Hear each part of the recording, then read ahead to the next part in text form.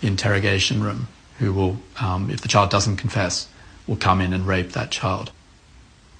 The Australian lawyer found one boy's testimony particularly disturbing. What he says happened is somebody then put some food, he thinks it was bread, on the top of his head, and then the dog was brought over and made to eat the food off his head.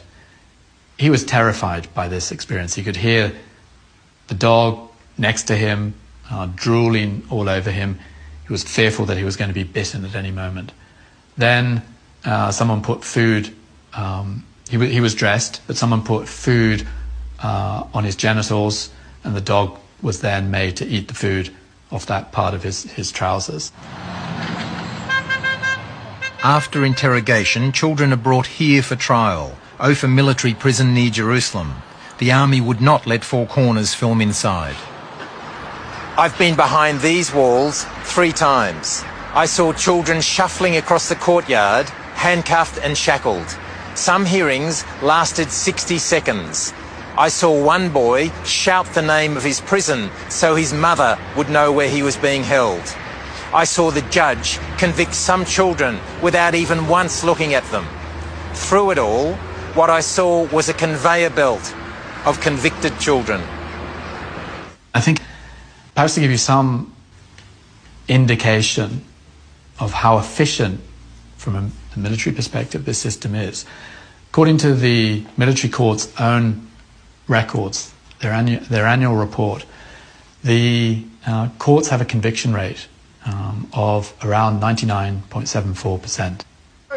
The United Nations Children's Agency, UNICEF, last year released a scathing report on Israel's system.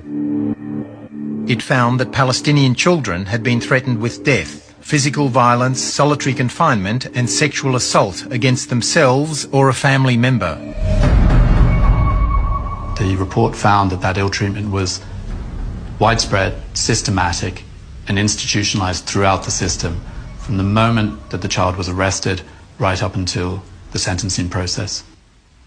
The natural reaction is that this is an intolerable, these are intolerable cases, and that I would like my authorities to do their utmost to make sure that this will not be repeated and that this will change.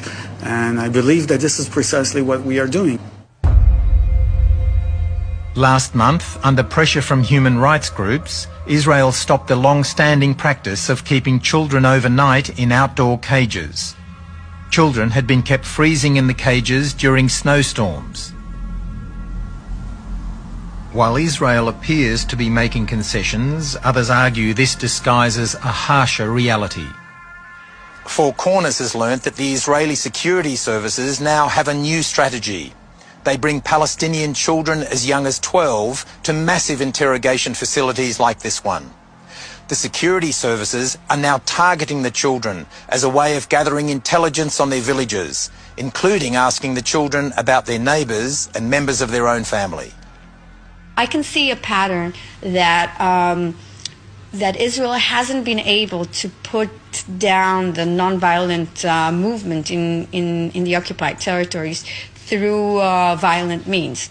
So the best way to do it is by incriminating those leaders. And the easiest way to do that, to get those incriminations, is by arresting children, which are the weakest link. So they're using children to gather intelligence.